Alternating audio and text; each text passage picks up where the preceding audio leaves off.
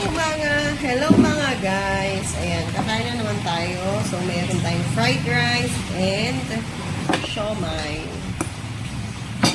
Maglagay ka ng toyo. Napakain. Napadami nga. Nagulat nga ako. Ay! Tapos, ito yung toyo. Ang dami nga daw. Napadami.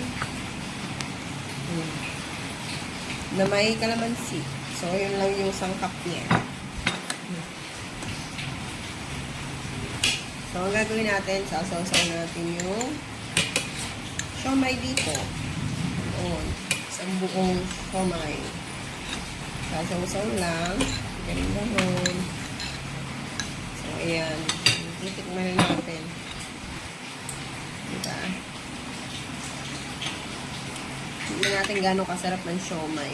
Kaya yung pag...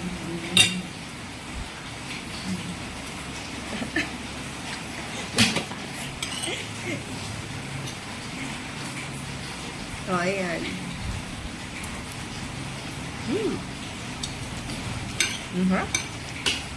Sarap yung bawang.